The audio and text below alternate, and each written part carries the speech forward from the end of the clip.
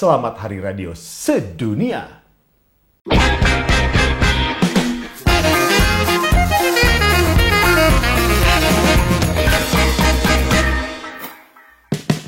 Kalau ngomongin soal radio, gue antusias banget.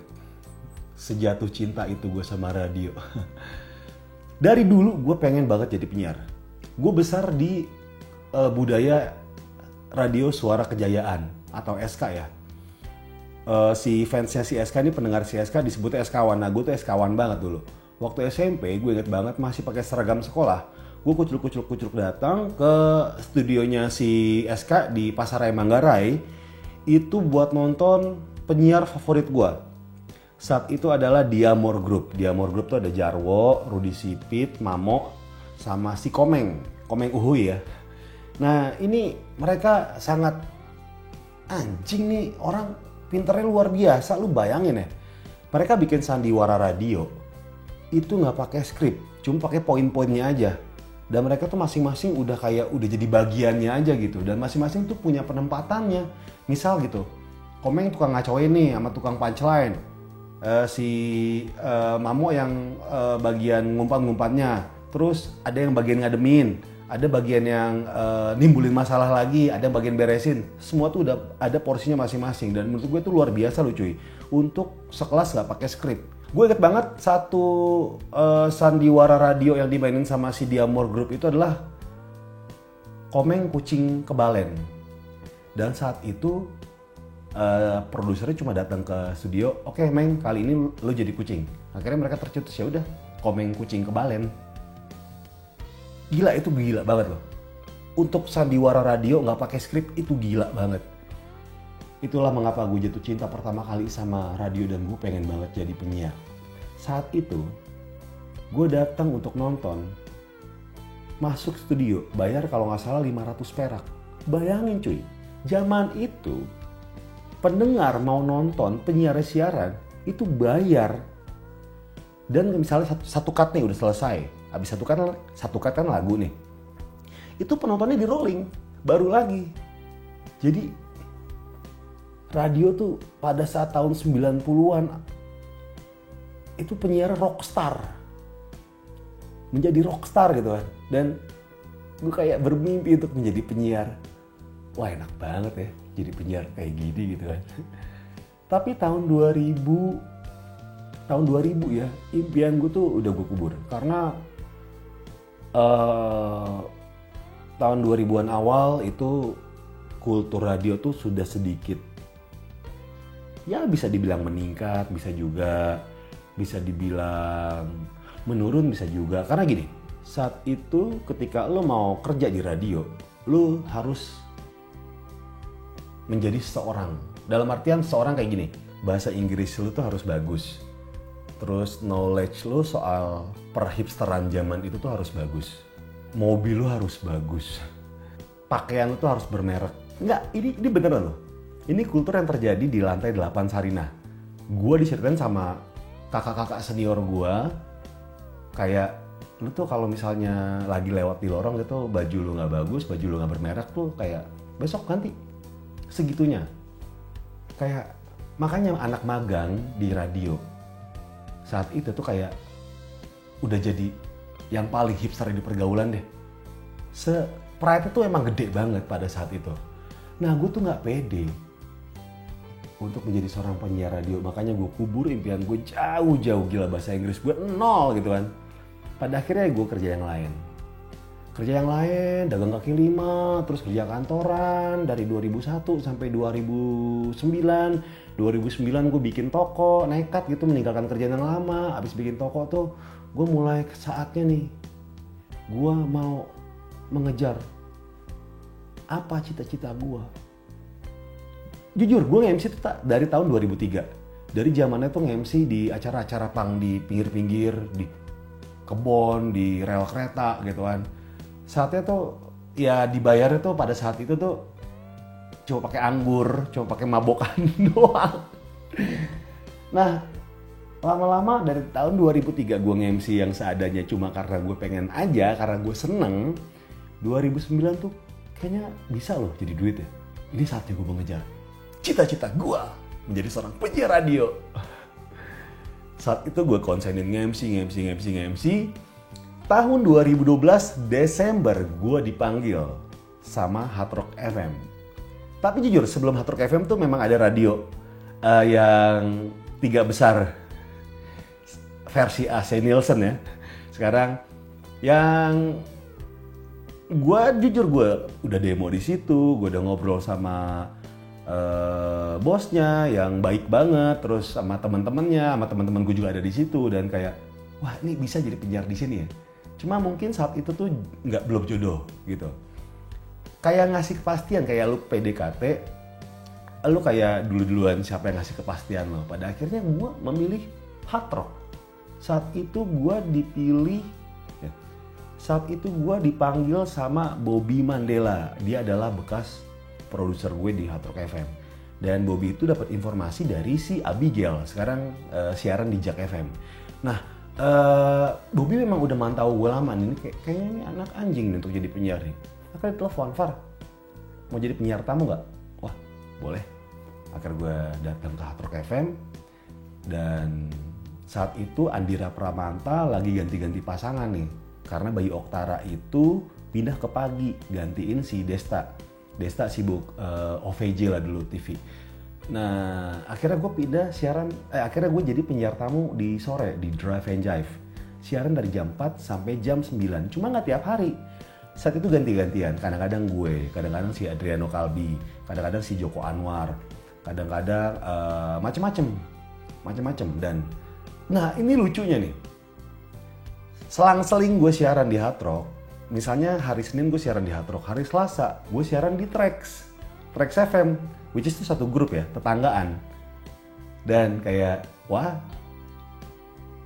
kok seru ya gitu. Tapi ya pada akhirnya memilih Hard Rock FM karena menurut gue kayaknya gue bisa belajar banyak nih dari radio ini. Dan tahun 2013 Januari gue dikontrak 1 tahun dan gue senangnya minta ampun senangnya. Sampai sekarang gue jatuh cinta sama radio. Dan Hard Rock FM telah ngajarin gue banyak banget. Sampai sekarang gue belajar banyak. Karena gitu loh, enaknya jadi penyiar. Lu tiap hari mendapatkan sesuatu yang baru. Dan buat lo yang dengerin radio, itu sama aja. Tiap hari lu mendapatkan sesuatu yang baru. Mau itu kayak berita yang lagi hits atau berita atau opini pribadi dari penyiar gitu. Nah itu radio zaman dulu yang gue cerita soal SK. Oh by the way SK itu tahun 2000 apa 99 udah dibeli sama Trax. Dulu kayak MTV On Sky namanya. Dan berubah menjadi Trax FM sekarang. Nah itu dulu SK, Suara Kejayaan. Oke balik lagi ke radio zaman dulu yang udah gue ceritain tadi. Lambat laun perkembangan radio itu menurut gue mulai berevolusi ya. Sekarang ini radio itu tidak seperti zaman dulu. Dimana zaman dulu penyiar itu boleh ngomong panjang banget, durasi panjang banget. Bayangin, Diamor Group, si Komeng dan kawan-kawan kalau siaran satu cut bisa 40 menit. Sekarang, zaman sekarang, satu cut paling lama 3 menit. Ya kadang-kadang gue lebih sih 45 gitu. Cuma itu dibolehkan sekarang tuh 3 menit doang. Ini yang menjadi kayak, waduh, gue takutnya fungsi penyiar nantinya cuma nganterin lagu. Ya buat apa? Lu bisa dengerin aja tuh iTunes, bisa Spotify, Joox atau dan segala macamnya gitu kan. Ya buat apa fungsi penyiar cuma nganterin lagu? Sedihnya adalah ketika gue ke San Francisco kemarin, di sana tuh udah mulai radio online di mobil-mobil. Dan semuanya kayak rapih, tapping, dan gue merasakan kok nggak ada esensi radionya di sini ya. Gue nggak tahu deh apakah gue siap nantinya ketika semua akan seperti itu. Tapi yang pasti di Indonesia itu mungkin akan jauh lebih lambat. Pertama karena infrastruktur. Kalau gini deh, teorinya adalah selama Jakarta macet, gue akan tetap dibayar menjadi seorang penyiar radio. Gue akan tetap digaji dan penyiar-penyiar macam gue itu tetap dibutuhkan. Nah, yang kedua adalah kalau infrastrukturnya itu udah canggih. Misal, tiap sudut jalanan itu udah ada free wifi. Atau di mobil sudah ada wifi-nya gitu kan. Dimana satu kota itu atau satu negara punya internet cepat banget dan murah banget. Nah, mungkin posisi radio konvensional itu akan sedikit terancam. Ngomongin soal radio zaman sekarang lagi. Tadi gue sempat menyinggung soal tapping. Nah, zaman sekarang kebanyakan radio itu tapping. Ya, nggak ada salahnya juga. Oke, gue kasih tahu plus minusnya ya. Plus minus radio tapping. Plusnya adalah siaran lu tuh terjaga banget. Lu nggak perlu takut KPI. Karena apa? Karena ketika lu ngomong jorok bisa sangat diedit. Yang kedua, lu bisa menjaga durasi. Tetap 3 menit atau di bawahnya. Kayak gitu terus. Yang kedua, mungkin bagi penyiar waktunya lebih fleksibel. Ada ya penyiar yang siaran seminggu tapping dalam 1 hari doang. Ada banget. Ya kalau dia banyak kesibukan ya beruntung gitu kan. Cuman lu ngerti gak sih, radio itu kan kayak berita per detik gitu. Lu ada berita apa, lu beritain gitu. Lu ada merasakan apa, lu rasain. Lu lagi ada yang sesuatu yang rame di timeline gitu, lu bacain. Kayak gitu. Ya gue gak tahu deh kalau apa enaknya itu siaran seminggu, tapping dalam sehari. Kecuali terpaksa, sangat terpaksa ya gak apa-apa. Tapi sekali lagi, itu gak ada salahnya. Karena ini teknologi dan sebabnya kenapa durasi 3 menit. Zaman sekarang itu orang udah banyak distract. Contoh gini, lu lagi di jalan, lu lagi dengerin radio, lu akan terdistract oleh suara motor, lu akan distract kalau lu naik mobil ya. Lu akan terdistract oleh bunyi klakson lain, lu akan terdistract oleh gadget lu, sosial media, ada notifikasi segala macam. Makanya radio itu sekarang kayak cuma media selintas. Kalau penyiar ngomongnya nggak ngehuk banget si pendengar, ya lu nggak bakal didengerin si penyiarnya. Makanya sekarang waktu 3 menit adalah ya menurut penelitian, gue nggak tahu menurut penelitian siapa, adalah waktu yang sangat ideal bagi penyiar talk show ya. Penyiar talk show tuh penyiar prime time ya, pagi dan sore. Yang siarannya berdua. Bahkan single DJ sekarang udah kayak 30 detik durasinya buat siaran. Nah lu bayangin, ketakutan gue yang tadi tuh mudah-mudahan tidak terjadi ya. Penyiar cuma nganterin lagu doang. Duh jangan sampai. Nah minusnya siaran tapping adalah esensi radionya menurut gue udah memudar parah. Gini, penyiar yang baik adalah yang bisa membuat theater of mind para pendengarnya. Jadi menggiring pendengar ke sudut yang mereka mau, gitu kan. Penyiar yang baik adalah mampu menciptakan kayak suasana asli. Lu dengerin orang siaran, lu merasakan lu ada dalam cerita itu. Kayak gitu, itu penyiar yang baik. Dan esensi radionya adalah ketika suara-suara yang tidak diinginkan tuh memang bener-bener ada masuk dalam mic gitu kan. Masuk suaranya dalam mic. Contoh misalnya handphone jatuh, kertas, bunyi-bunyi kertas, serak-serok, terus batuk gitu kan. Terus ada produser gue masuk, buka pintu, ngek-ngok, segala macam. Nah lu kan berada di ruang siaran. Jadi itulah esensi radio. Ya kalau tapping ya esensi radionya hilang sih kalau menurut gue. Tapi sekali lagi semua itu tidak bisa disalahkan. Karena ini kita udah ngomongin industri, kita udah ngomongin soal tren, kita udah ngomongin soal perilaku manusia yang mulai berubah. Kita udah ngomongin soal kecanggihan teknologi. Itu tidak bisa disalahin. Oke, ada beberapa hal, ada beberapa kalimat itu kayak membuat kalau ditujukan ke penyiar radio. Yang pertama gini, ketika ada orang nanya ke gue, Far lu penyiar radio ya? Iya. Aduh sorry sih gue sekarang udah gak dengerin radio. Terus kenapa? Yang kedua, pertanyaan yang paling disebelin sama penyiar adalah ketika enaknya jadi penyiar, ngomong doang dibayar. Ngomong doang kata lo, doang. Gue kasih tahu sama lo ya. Jadi dalam siaran itu ada beberapa elemen. Yang pertama lagu, yang kedua adalah materi, yang ketiga adalah iklan. Iklan itu terbagi dalam adlibs, spot, insert segala macam.